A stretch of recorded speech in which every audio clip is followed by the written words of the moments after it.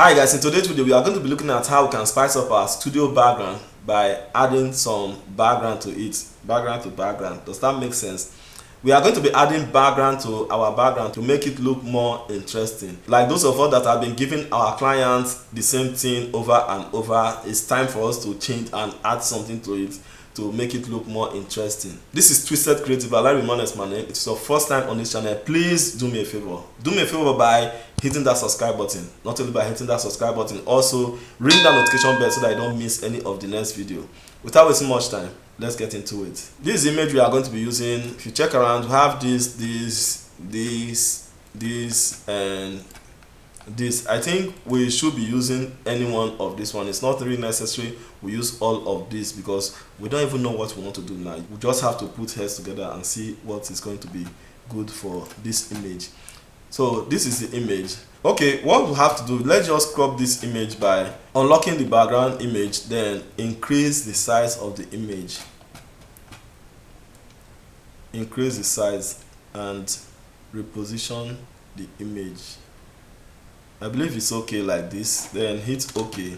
We're going to remove it from the background, but it's not. We are not going to be detailed in this. We are going to use our object selection tool and just drag around the image to get at least part of the image, but it's not going to be detailed that much. You just have to pick up our lasso tool to make some correction. So I can fast forward this for time's sake.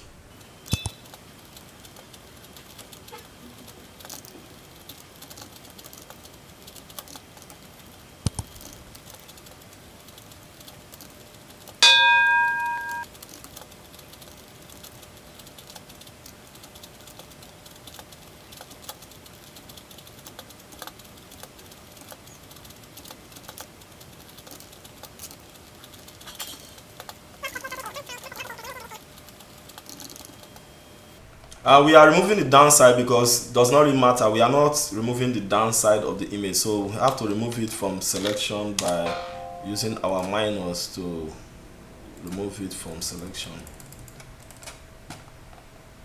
So we have the selection made now. We have to right click on the image, feather with, let's say, 3 and hit OK. Then use our Ctrl C for copy, then our Ctrl V to paste. Now we'll have this image out of the background on top the original image, which is not noticeable. Even if I disable this, you are not going to notice that something is there or not. So we have it there. Then the reason of doing this thing is for us to put something behind and the image is still going to be complete. Then let's go to the background that we are going to be adding. We are going to be adding this to our natural background that we use in shooting this image. We bring it here, then we can size it up to fit the frame and hit OK. You can pick your rectangular marquee tool, drag it around and drop it somewhere around here.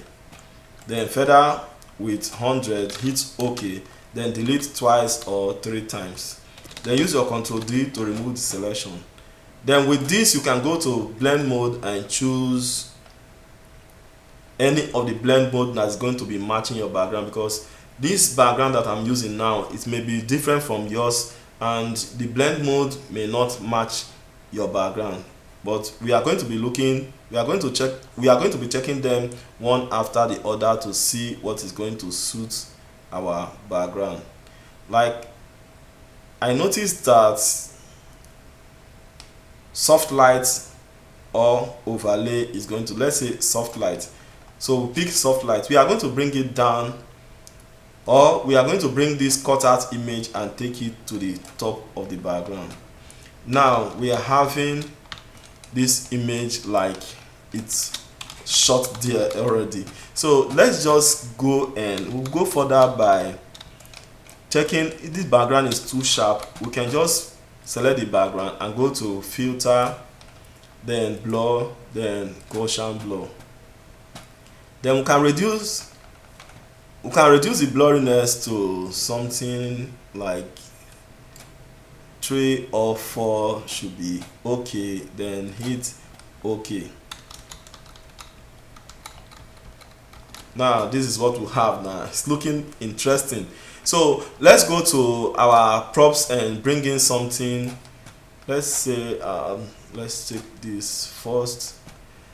Let's take this first. Like this, I added shadow to this, which is going to be shown to you guys soon, how I get these props and how I add these shadows to it. We have this tool or whatever, then we have the shadow, as you can see.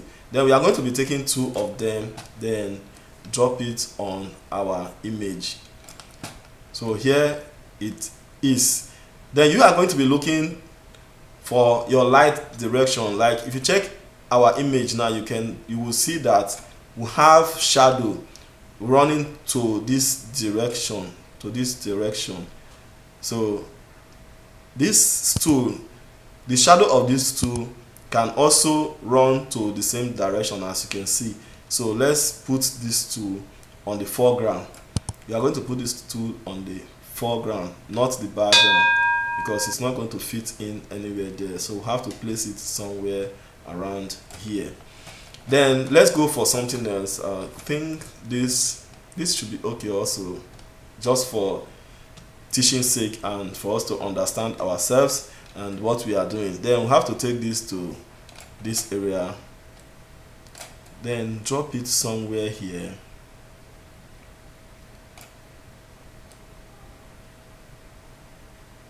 Okay, then hit OK. Then as you can see, it's under the shadows.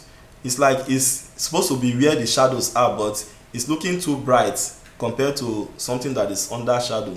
So we have to reduce the brightness of that stuff. Then we have to go to image adjustments, then brightness and contrast. Then we can turn the brightness all the way down, then increase the contrast to shine it up. So as you can see, it's okay now. Then hit OK.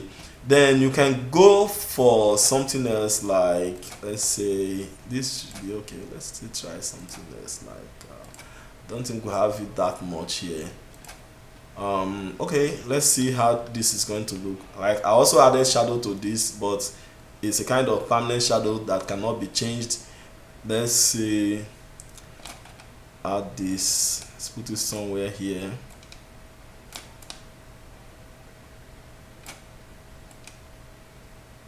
Then this on the foreground. If you compare this jewelry box with the color of the image, the color of this tool and other things, it's like it's looking different. So you can just kind of use your, it's either use your color balance to add color to it. Then let's say if you use your Control B for color balance, then you can add yellow to it and a lot of red to it to match it up with the other ones there. So I believe it's okay like this. Then hit OK. Then you can kind of let's see if it's going to fit in the position very well. Like going on top this mat seems odd, a kind of. So let me create something like shadow and see if it's going to fit it. If it's not fitting in, we are going to remove it. Let's just add an empty layer, and that empty layer should be, you can manage it on top. Then go to your brush tool, make sure the foreground is black, then hit OK. Then you can reduce the intensity of your brush, as in the opacity and the flow of your brush. Then increase the size and paint in some shadows. And this shadow is supposed to be under this box. We'll take the box up, then the shadow should be under, then we have to paint in the shadow under. So as you can see, it's just appearing as if it's resting on the stuff naturally. So I have to blend it in, adding more shadows to the original shadows. So I believe it's okay. Then for the brightness, I think it's looking too bright. We are going to reduce the brightness of this box because it's looking too bright. Then go to image, adjustment, brightness and contrast, and bring it down a bit and add contrast to it. And bring contrast down a bit to match the object around, and I think it's okay. So if there is any other thing we are going to add in, we are going to add something to darken these areas. Like this foreground now, this foreground is looking too bright, and we have to match everything to make sure the thing is just like natural shots. Create an empty layer. This empty layer has to be on top. Make sure your foreground is black.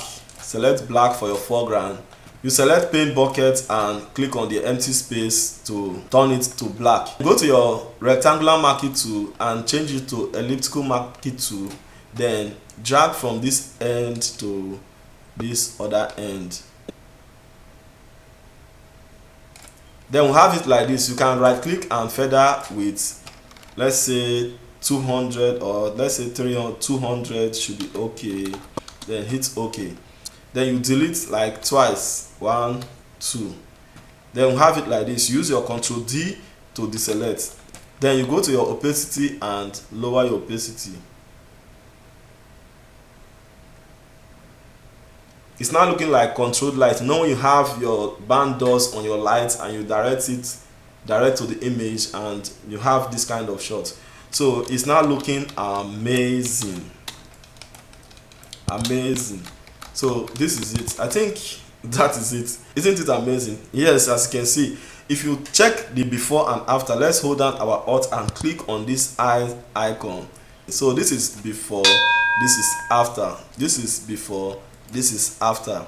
On your own opinion, which one do you prefer, the before or the after? Drop in the comment section. And also drop in the comment section telling us the area it has helped, the area it has not, and the area we need to improve on. Thanks for watching today's video. Creative people, keep on creating. Please stay creative. See you in the next one. For now, bye.